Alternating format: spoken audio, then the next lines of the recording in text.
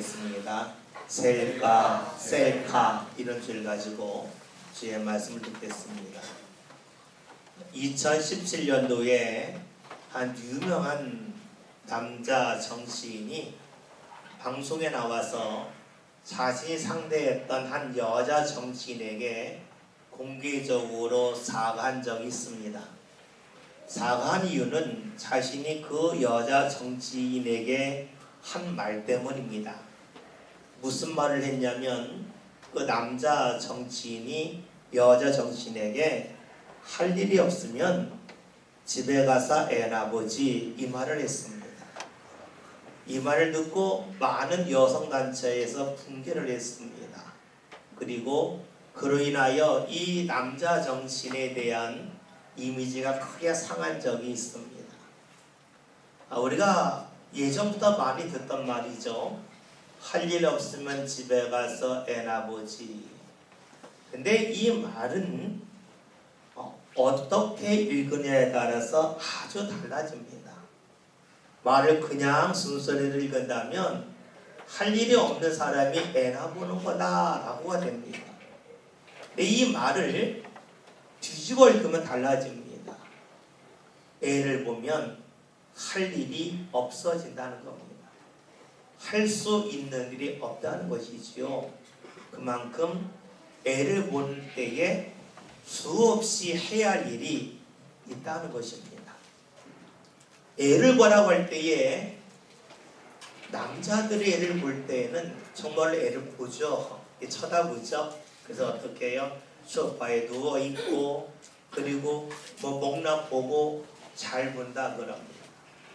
근데 여자들이 애를 본다고 할 때는 다르지요. 애가 어디로 움직이나 살핍니다. 왜냐하면 애가 움직이다가 엉뚱한 일을 자주 하기 때문이죠. 어디 걸려 넘어질 줄 모르니까 자신의 자녀가 움직이는 그 자리에 걸려 넘어질 것은 없나 살펴보기도 하고, 또 애가 아무거나 막 만지니까 혹여나 만져서 다칠 것은 없나 치우고, 또 때로는 뜨거운 것 만져서 다칠 줄 모르니까 뜨거운 거 치우고 그럽니다. 똑같이 애를 본다 그러지만 남자를 볼 때는 그냥 눈으로 보는 거가 되고, 여자들이 아이를 본다 그럴 때는 살피죠. 여러분, 보는 것과 살피는 것은 크게 다릅니다. 보는 것은 사진이라고 말할 수가 있어요. 한 장면만 봅니다. 그 장면만 봐요. 살핀다고 하는 것은 동영상과 같아요. 어떻게 움직일까? 이렇게 움직이면 어떤 일이 생기지 않을까? 이렇게 살피죠. 아이를 본다 그럴 때에 그냥 눈으로 보지 않고 살피는 사람은 해야 할 일이 적지 않습니다. 살필 때에는 할 일이 많아집니다. 만약에 자녀를 살피지 않고 그냥 보게만 한다면 그 자녀는 크게 다칠 가능성이 높아집니다. 살필 때에 비로소 자녀가 다칠 가능성은 크게 낮아지고 그 자녀가 건강하게 자랄 수가 있지요. 이것은 행동만이 아니에요. 자녀를 키울 때에는 자녀들의 마음도 살필 필요가 있지요. 마음이 어디로 갔는지, 왜 그런 마음을 갖게 되었는지, 왜 이런 생각을 하는지 잘 살필 때에 부모는 자녀를 제대로 키울 수가 있어요. 만약에 살피지 않고 그냥 보기만 한다면 자녀가 삐뚤어진 길로 간다 할지라도 그것을 발견할 수도 없고 그것을 붙잡아 줄 수도 없고 그 자리에서 이끌어낼 수도 없습니다. 보는 것과 살피는 것은 크게 다릅니다. 보는 것은 쉽게 할 수 있지만 살피는 것은 쉽게 할 수가 없습니다. 살필 때에는 마음이 가야 되고 신경이 가야 되기 때문에 적지 않은 에너지를 소비하게 되죠. 그래서 사람들은 보는 일에 대해서는 쉽게 하지만 살피는 일은 잘 하려고 하지 않습니다. 이것은 자녀를 대할 때만 그런 건 아니죠. 우리가 일을 할 때도 역시 그래요. 일을 할 때에 그냥 일을 보는 사람이 있고 자신이 하는 일을 살피는 사람이 있습니다. 일을 그냥 보는 사람은 그 일만 하면 되는 겁니다. 사진과 같기 때문에 그래요. 반면에 일을 할 때 살피는 사람은 동영상을 보는 것 같기 때문에 이 일을 마치고 나면 어떤 일이 생길까 하는 것을 예측을 합니다. 또 어떤 일이 생겼을 때에 이 일이 왜 생겼을까? 그 원인을 찾아갈 수가 있겠죠. 똑같이 일을 하지만 아이를 보는 모습으로 일하는 사람과 아이를 살피는 심정으로 일을 하는 사람의 결과는 당연히 다를 수밖에 없습니다. 보는 것과 살피는 것은 크게 다릅니다. 그렇다면 우리가 신앙생활 할 때의 우리의 모습은 어떨까요? 신앙생활 할 때에 그냥 신앙생활 하는 사람이 있고 신앙생활을 살피듯이 하는 사람이 있습니다. 그냥 하나님 앞에 나와 예배하는 사람이 있고 예배하는 후에 내 삶 가운데 어떤 일이 나타나고 있는가 살피는 사람이 있겠죠. 똑같이 신앙생활 하지만 그 결과가 같지는 아니합니다. 그러나 유감스럽게도 사람들이 살피는 일은 아무나 하지 못하고 보는 일은 누구나 쉽게 할 수 있는 것처럼 신앙생활 할 때에도 자신의 삶을 살피고 하나님과 관계를 살피는 사람은 그다지 많지가 않습니다. 그래서 주님께서 우리에게 원하신 것이 무엇이냐면 신앙생활을 하면서 우리 자신을 자세히 살피기를 원하고 계십니다. 오늘 성경은 그런 말씀으로 시작하고 있죠. 말씀을 볼까요? 5절에 있는 말씀을 다 같이 함께 읽겠습니다.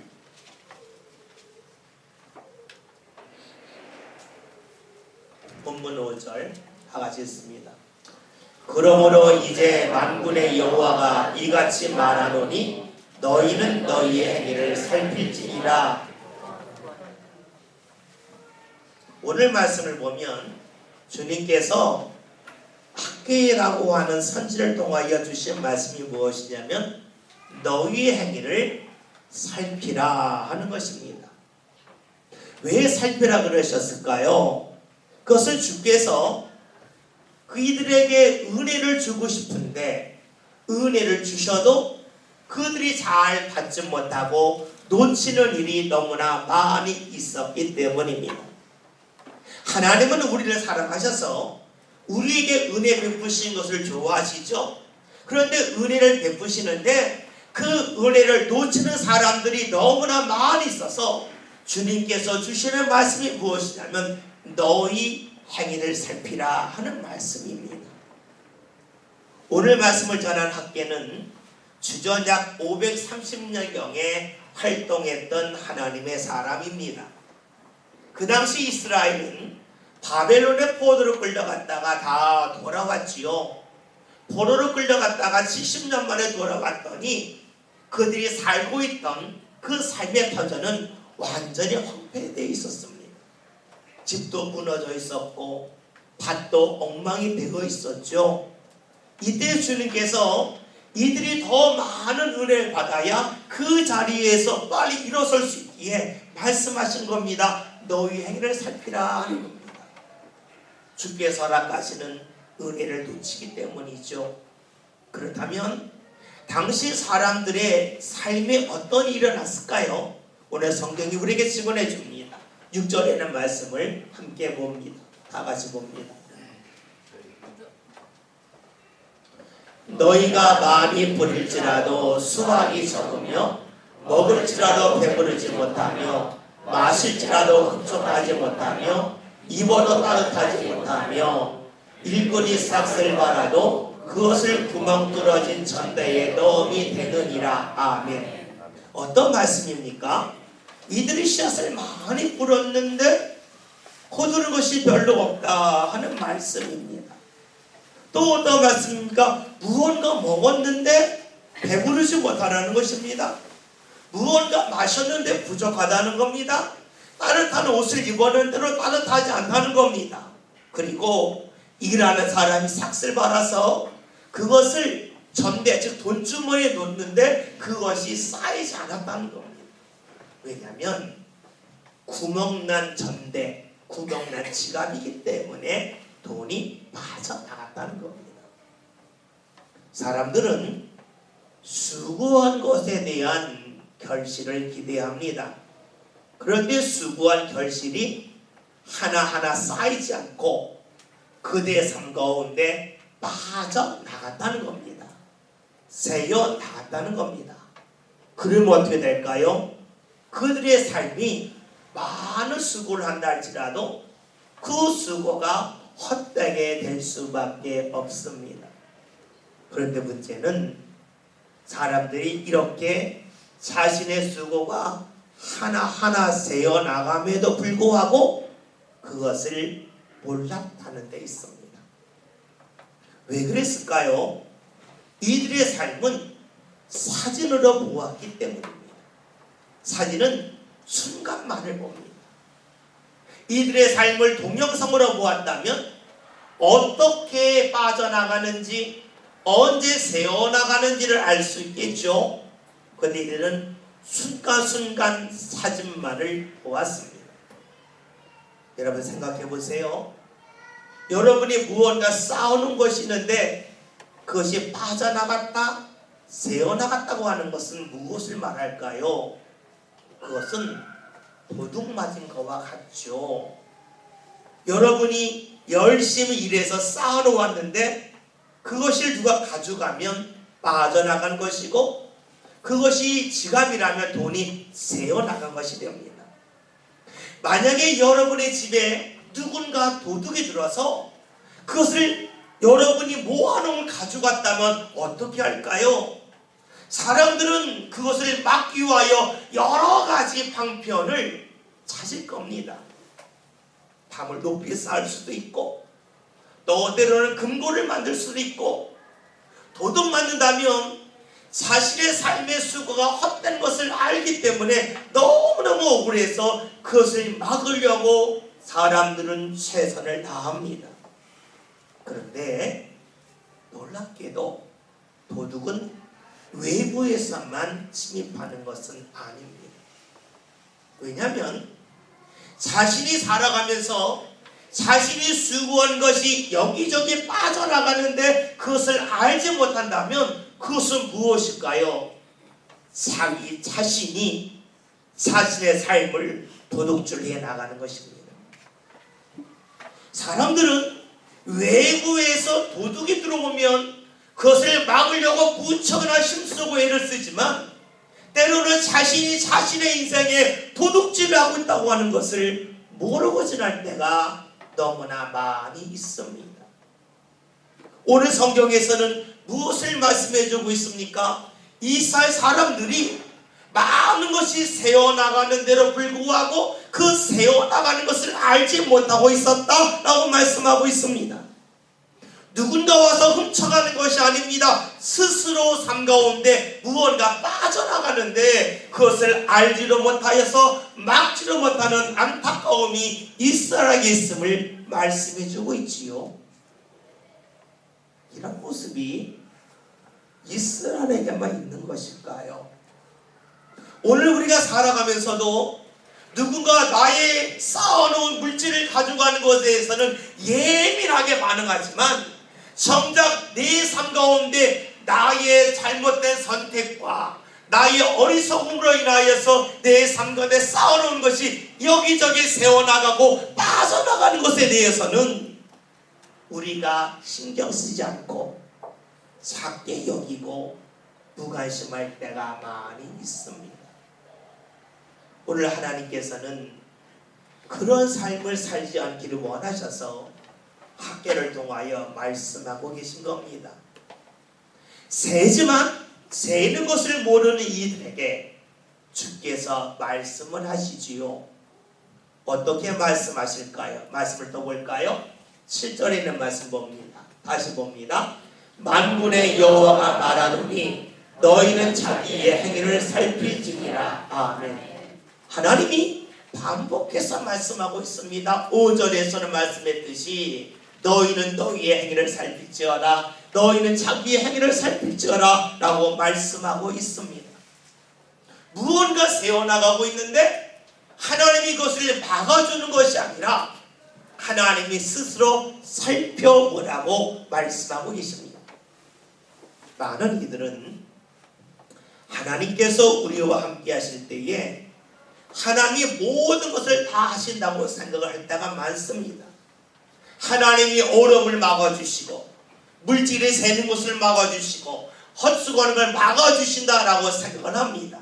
그런데 성경을 보면 하나님은 그렇게 하지 아니하십니다.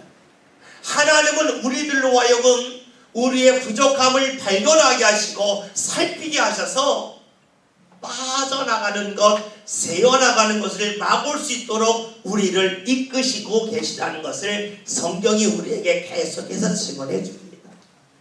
그러면 왜 이스라엘 사람들이 수고를 했음에도 불구하고 계속해서 무언가 빠져나가는 스스로 자신의 인생을 도둑질하는 그 일을 하게 되었을까요?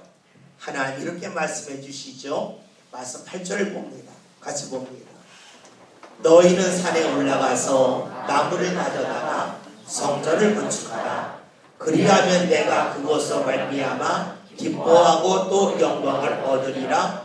여호와가 말하였느니라. 아멘. 우리 말씀을 보면서 좀 생뚱맞다 하는 생각을 가질 수가 있습니다. 무언가 세워나가는데 왜 하나님께서 그 세워나간다 말씀하신 후에 하나님의 성전을 건축하라 말씀하셨을까 하는 의문을 가질 수밖에 없지요. 이스라엘이 바벨론에 멸망하고 포로로 끌려갑니다. 이스라엘이 멸망할 때에 이스라엘의 모든 건물이 파괴가 됩니다. 파괴가 될 때에 화려한 솔로몬이 지은 성전도 다 파괴가 되었습니다. 이스라엘이 다시 포로에서 돌아왔을 때에는 성전이 없었습니다. 하나님이 포로에서 돌아온 이들에게 주신 말씀이 하나님의 성전을 지으라는 겁니다. 그런데 이 성전의 특징이 있어요. 솔로몬이 성전을 지을 때는 레바논에서 백향목을 수입해다가 지었고 성전 안에는 금칠을 했습니다. 화려하게 무척이나 크게 지었습니다. 그런데 지금 하나님 주시는 말씀은 무엇이냐면 산에 가서 나무를 가져다가 하나님의 성전을 지으라는 겁니다. 이렇게 성전을 지을 때에는 돈이 필요하지 않습니다. 헌금을 해서 그것을 가지고 외국에서 무언가 수입해서 지는 것이 아니라 산에 올라가서 나무를 해다가 성전을 지으라는 겁니다. 즉 돈이 없어도 가난해도 자신의 몸을 하나님 앞에 드릴 수 있다면 성전 짓는 일에 참여할 수 있다는 것입니다. 또 하나는 이 성전은 화려하거나 멋진 성전이 될 수 없다는 것이지요. 산에서 나무를 가져다가 성전을 짓는다면 재료가 다양하지가 않으니까 지을 수 있는 성전의 모양은 다지 화려할 수가 없습니다. 하나님이 그런 성전을 지으라 말씀하십니다. 그리고 이런 성전을 지으면 하나님이 기뻐하시고 하나님이 영광을 얻는다라고 말씀하고 있습니다. 우리 여기서 자연스럽게 질문할 수가 있죠. 성전을 짓는 것과 그들이 삶 가운데 무언가 세워나가는 것이 과연 무슨 연관이 있습니까? 라고 질문을 할 겁니다. 이것에 대하여 하나님이 주시는 말씀이 이러합니다. 말씀을 볼까요? 9절에는 말씀을 봅니다. 다 같이 읽겠습니다. 너희가 많은 것을 말았으나 도리어 적었고 너희가 그것을 집으러 가져갔으나 내가 물어버렸느니라.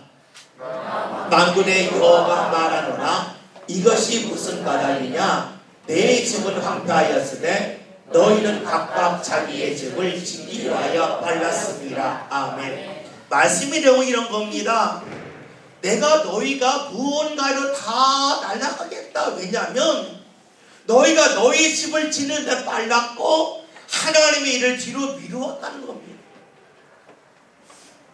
포로에서 돌아왔으니 할 일이 많잖아요. 집을 지어야 되고 밭도 가꿔야 돼요.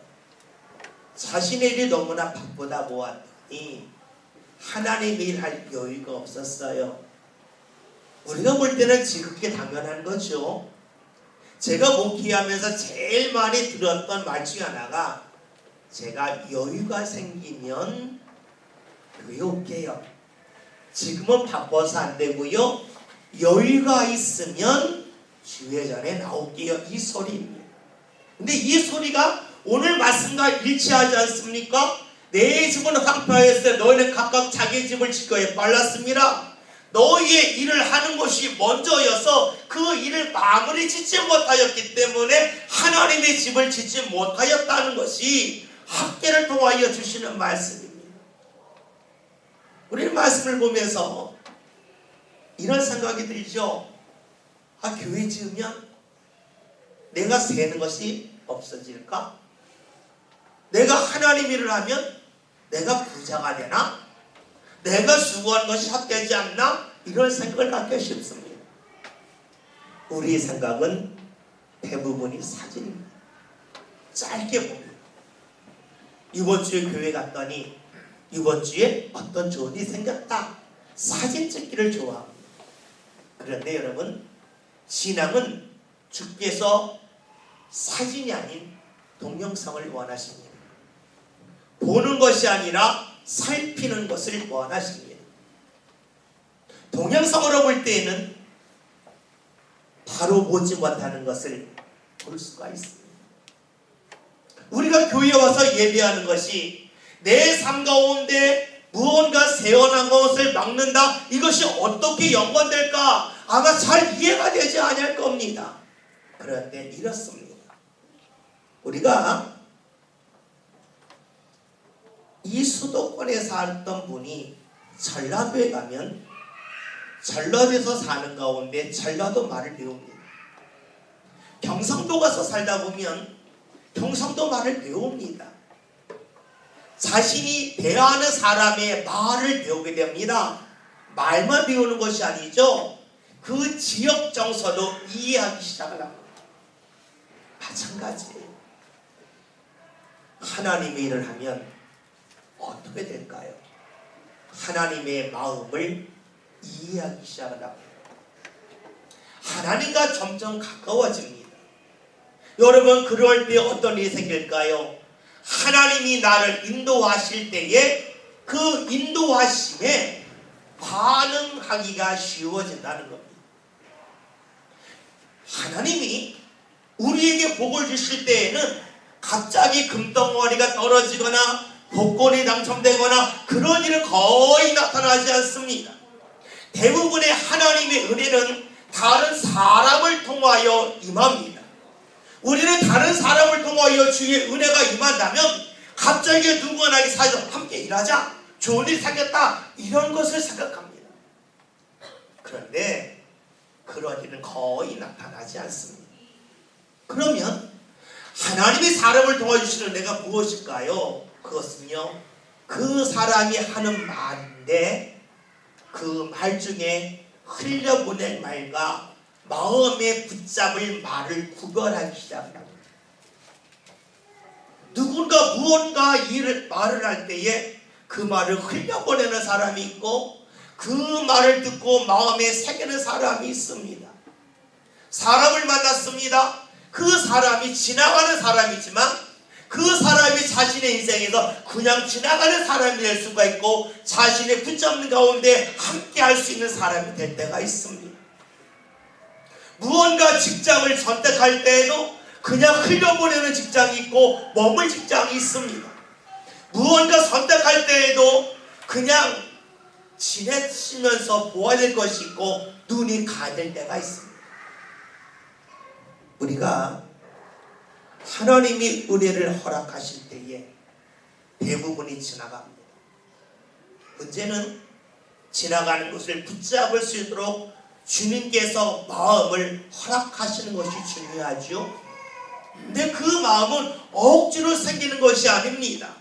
하나님이 일을 하면서 하나님을 가까이 하는 가운데 하나님이 우리의 마음을 한쪽으로 점점 쌓이게 하시죠. 그래서 주의 은혜의 자리에 이르게 하십니다. 대부분이 하나님의 은혜를 말할 때에 사진을 찍으러 그럽니다. 짧게 보려고 그럽니다. 그런데 거의 나타나지 않습니다. 하나님의 역사는 동영상처럼 나타납니다.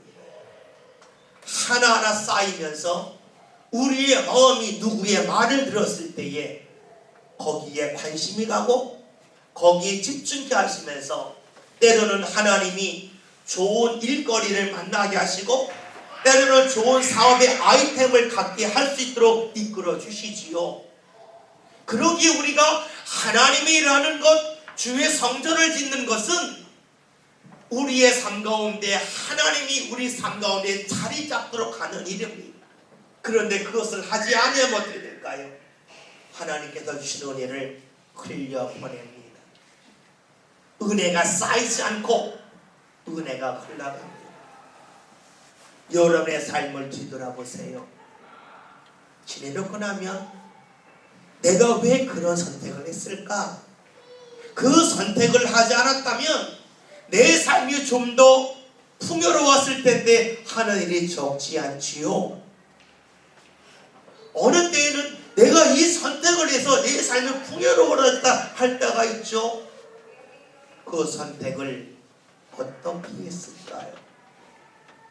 물론 내가 분석해 살 때도 있지만 주의 마음이 내 삶 가운데 자리 잡을 때에 주께서 허락하시는 은혜를 붙잡습니다. 그것이 바로 하나님이 우리에게 주시는 은혜의 방법입니다. 오늘 말씀 제목이 셀카입니다. 우리 삶 가운데 왜 수고가 주의 은혜가 셀까 하는 질문을 가지고 말씀 제목을 잡았습니다. 그 이유가 무엇입니까? 셀카에 있습니다. 여러분 휴대전화에 셀카 찍어보셨죠? 어떤 셀카를 찍으십니까? 내가 가장 보기에 아름다운 모습을 사진을 찍죠. 내 눈에 볼 때 가장 좋은 것을 찍는 것이 셀카입니다. 내가 좋으면 된다는 것이 셀카입니다. 왜 우리 삶 가운데 주의 은혜가 새어나갈까요? 내가 보기에 좋은 것 여기에 매달리기 때문이죠. 여기서 벗어나는 방법이 무엇일까요? 주의 일에 참여함을 통하여 자연스럽게 주의 마음이 우리 삶 가운데 쌓이는 것입니다. 그럴 때에 주의 은혜를 흘려보내지 않습니다. 주의 은혜를 붙잡을 수가 있죠. 셀카의 또 다른 특징이 있습니다. 셀카의 특징, 자신의 얼굴만 크게 나온다는 겁니다. 내 뒤에 어떤 배경이 있는지, 어떤 아름다움이 있는지 제대로 담을 수가 없습니다. 누군가 사진을 찍어준다면 나 자신의 얼굴만이 아니라 내 뒤에 있는 수많은 아름다움도 함께 포착해서 사진에 담을 수가 있는데, 셀카를 찍으면 자신의 얼굴 담기 급급합니다. 그렇습니다. 우리 인생을 셀카 찍으려고 할 때에 나 자신만 보느라고 내 뒤에 있는 수많은 하나님 허락하시는 은혜의 아름다움을 발견하지 못합니다. 우리에게 중요한 것은 셀카에 있지 않습니다. 하나님이 우리의 삶을 사진 찍을 수 있도록 하나님을 가까이 하는 겁니다. 내 마음에 셀카를 찍는 것이 아닙니다. 내 마음을 하나님의 마음으로 채울 수 있도록 하나님을 가까이 하는 데 있습니다. 오늘 학교는 우리에게 하나님의 말씀을 전해줍니다. 왜 너 예수가 헛된 줄 아느냐? 왜 너의 삶에 수많은 것이 새어나간 줄 아느냐? 셀카 찍기 때문에 내 일에 급급해서 하나님을 찾는 일을 하지 않기 때문에 수많은 은혜가 세어가고 있음을 알려주고 있습니다. 여러분, 우리의 삶을 셀카 찍으려고 하지 맙시다. 하나님이 내 삶을 보고 사진 찍을 수 있도록 나 자신만이 아니라 내 뒤에 있는 수많은 주의 은혜를 볼 수 있게 하시는 하나님께 우리의 삶을 맡기며 사진 찍도록 합시다. 그리하여서 우리의 삶이 주의 은혜가 새어나가는 삶이 아니라 주의 은혜가 차곡차곡 쌓이는 삶이 되었으면 좋겠습니다. 여러분, 하나님을 가까이 해보세요.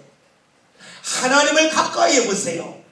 여러분들 삶 가운데 주의 마음이 쌓이면서 지금까지 흘려보냈던 주의 은혜의 소리를, 하나님이 보내시는 사람들을, 하나님의 누군가를 통하여 주시는 하나님의 지혜의 말씀을 붙잡는 귀한 역사가 반드시 삶 가운데 나타날 것입니다.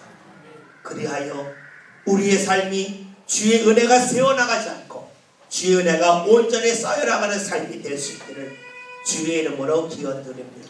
기도합니다. 하나님, 우리 삶 가운데 하나님의 은혜가 새어나가고 있습니까? 주여, 저희들이 주를 가까이 하여 주의 마음이 우리의 삶 가운데 자리 잡게 하여 주시어 하나님의 은혜를 흘려보내지 않고 주의 은혜를 붙잡을 수 있는 모든 성도를 되게 하여 주옵소서. 내 인생을 스스로 셀카 찍지 않게 하시고 우리의 삶의 카메라를 하나님께 맡겨서 하나님이 우리의 삶을 찍으시고 우리 삶 가운데는 수많은 하나님의 아름다운 은혜를 보고 발견하고 붙잡을 수 있는 믿음의 주인공들 되게 하여 주옵소서.